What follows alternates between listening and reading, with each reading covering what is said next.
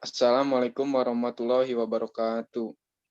Kami dari kelompok Al-Kindi yang beranggotakan Aldi Ripaldi, Kurnia Ramadan, Jakia Muhammad Firdaus, Ilham Ramadan, dan Agil Camsa Okta akan memaparkan materi yang berjudul Peranan Filsafat Hukum dalam Perlindungan Hak Anak yang berkelanjutan sebagai bagian dari hak asasi manusia. Untuk materi pertama akan dibacakan oleh Ilham Ramadan. Latar belakang manusia sebagai salah satu isi alam semesta dijadikan objek filsafat yang menelaah dari berbagai segi. Salah satu di antara ialah mengenai tingkah lakunya, dalam kurung filsafat etika. Sebagai dari tingkah laku ini lalu diselidiki secara mendalam oleh filsafat hukum. Hubungan antara filsafat dan filsafat hukum menurut Bender O.P bisa dilihat dalam penjelasan sebagai berikut. 1.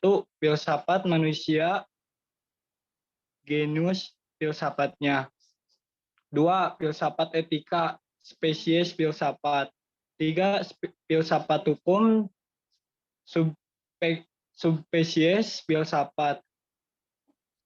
Berbagai pendapat tentang teori hukum tersurat dalam berbagai literatur hukum.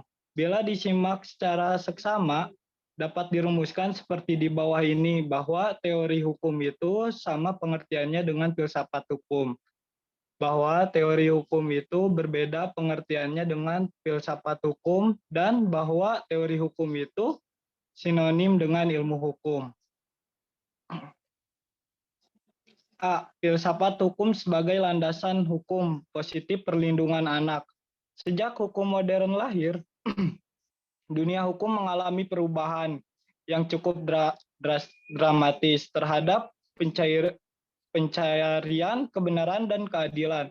Untuk bisa berhasil dalam urusan hukum, orang harus ahli menguasai peraturan hukum dan pandai-pandai mempermainkan prosedur. Satjipto Raharjo menyebut keadaan tersebut sebagai sebuah tragedi hukum modern. Hal ini disebabkan adanya anggapan bahwa menjalankan peraturan hukum hampir sinonim dengan menegakkan hukum. Aspek keadilan dan kebenaran mengalami marginalisasi besar-besaran. Untuk menghadirkan keadilan substantif, apabila penegak hukum menemui kebuntuan legalitas formalnya, maka tindakan penegak hukum yang diperlukan adalah berani melakukan non-enforcement of law, yakni mengambil kebijakan untuk tidak menegakkan hukum demi tujuan hukum yang lebih besar. Misalnya, demi penegakan dan penghormatan hak asasi manusia serta demokrasi. Selanjutnya akan dijelaskan oleh Jaki.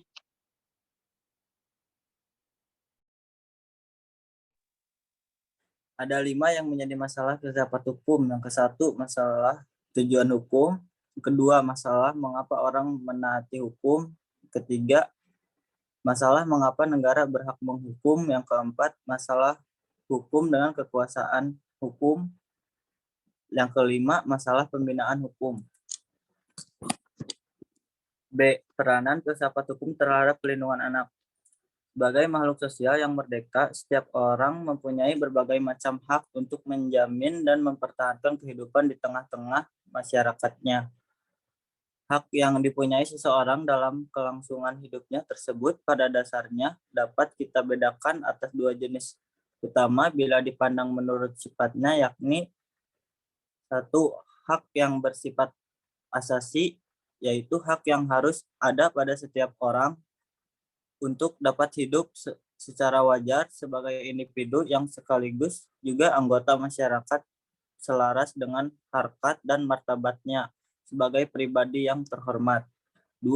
Hak yang tidak bersifat asasi, yaitu hak yang secara wajar boleh dimiliki oleh seorang atau suatu pihak karena hubungannya yang khusus dengan orang atau pihak lain pada suatu tempat dan waktu tertentu, serta situasi dan kondisi yang dianggap tepat. Selanjutnya akan dibacakan oleh Aldi Lipaldi. Perlindungan anak yang berkelanjutan sebagai hasil dari hukum positif di Indonesia. Konsep berkelanjutan merupakan konsep yang sering digunakan dalam kajian lingkungan dan hukum lingkungan, yang dikaitkan dengan pembangunan berkelanjutan, sustainable development. Berkelanjutan sendiri menurut Kamus Bahasa Besar Indonesia adalah suatu kegiatan yang terus-menerus dan berkesinambungan. Terkait hal itu, maka konsep berkelanjutan tentu dapat diterapkan di dalam perlindungan.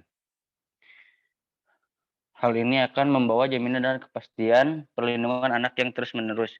Mazhab Hambali dan Maliki misalnya berpendapat hadanah ini adalah merupakan hak dari seorang ibu. Negara Inggris berbagai istilah digunakan seperti guardianship, custody, care, control, kemudian legal custody. Serta joint custody digunakan oleh Children Act Inggris 1975. Sedangkan di Belanda untuk pemeliharaan dan perlindungan anak dipakai istilah POGDIS yang diatur dalam BW 1990. Semua negara yang penuliskan tersebut membuat perlindungan anak yang berkelanjutan dan tidak hanya beredar di dalam aturan perundang-undangan saja. Selanjutnya akan dibacakan oleh Rama dan Kurnia. Kesimpulan, mazhab positivisme didasari oleh beberapa prinsip, yaitu 1. Hanya apa yang tampil dalam pengalaman dapat disebut benar. Prinsip ini diambil alih dari filsafat empirisme, Locke dan Hume. 2. Hanya apa yang sungguh-sungguh dapat dipastikan sebagai kenyataan dapat disebut benar. Itu berarti bahwa tidak semua pengalaman dapat disebut benar, tetapi hanya pengalaman yang mendapati kenyataan. 3. Hanya melalui ilmu-ilmu pengetahuan dapat ditentukan apakah sesuatu yang dialami merupakan sungguh-sungguh suatu kenyataan. Sebagaimana kita pahami bahwa kegiatan dalam filsafat itu berupa perenungan sedalam-dalamnya untuk sampai kepada intinya. Dengan hasil renungan kita itu, kita dapat merasakan hidup yang lebih sadar sebagai manusia. Dengan kesadaran, kita itu dapat mengetahui keunggulan dan kelemahan kita serta batasan-batasannya. Maka dari itu, dibutuhkan filsafat hukum sebagai landasan dasar mempelajari hukum. Secara sesederhana, dapat dikatakan bahwa filsafat hukum adalah cabang filsafat, yakni filsafat tingkah laku atau etika, yang mempelajari hakikat umum. Dengan perkataan lain, filsafat hukum adalah ilmu yang mempelajari hukum secara filosofis. Jadi, objek filsafat hukum adalah hukum, dan objek tersebut dikaji secara mendalam sampai kepada inti atau dasarnya, yang disebut dengan hakikat. Karena hukum merupakan sarana untuk memastikan bahwa manusia tidak sekedar hidup, namun juga hidup sejahtera atau enjen dan menjadi seluhur mungkin. Dan hukum semacam itulah yang dapat dianggap benar sebagaimana tujuan yang hendak dicapai oleh pemanah yang baik dan memahami keindahan abadi dan mengabaikan segalanya. Baik itu kekayaan atau semacam yang tidak memiliki kebajikan. Sekian dan terima kasih. Mohon maaf apabila ada kesalahan. Wabil taufik wal hidayah. Wassalamualaikum warahmatullahi wabarakatuh.